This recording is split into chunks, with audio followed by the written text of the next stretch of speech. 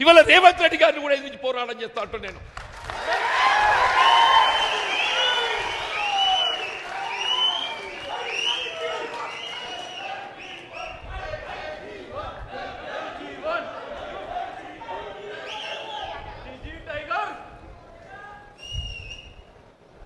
నీతో తొక్కబడుతూ అణగదొక్కబడ్డ దానికంటే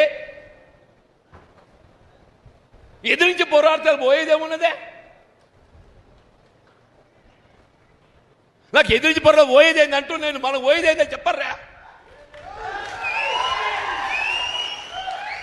పోరాడదామా వద్దా చెప్పండి, పోరాడదామా వద్దా? మరి ఇక్కడ అడగదొక్కబడదామా? ఎంతకాలం ఈ అవమానాలు, ఎంతకాలం ఈ అవమానాలు, ఎంతకాలం ఈ మానసిక క్షోభ? అంటే కాంగ్రెస్ పార్టీ నుంచి ఎవడు ఎదగద్దు, కాంగ్రెస్ పార్టీ నుంచి ఎవడు ఎదగద్దు. నీ చెప్పు చేతుల్లో ఉండేటోడు, నీ దయా దాక్షిణ్యాలకు లొంగేటోడు, నీ అడుగులకు అడుగులు ఎత్తటోడు, వాడు మాత్రమే కాంగ్రెస్ పార్టీలు కొనసాగాలి.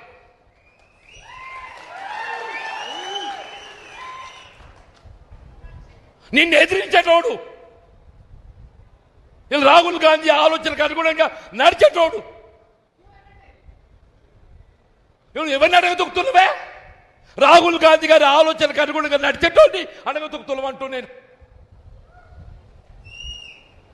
నువ్వు అడగదొక్కేది ఎవరిని కాదు, రాహుల్ గాంధీ గారి ఆలోచనకు అనుగుణంగా నడిచేటోడిని నువ్వు అడగదొక్కుతున్నావు అని చెప్పంటూ నేను.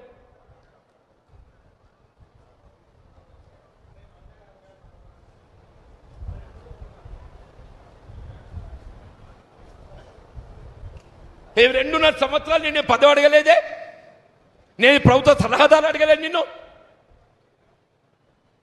కార్పొరేట్ చైర్మన్ అడగలే. నాకు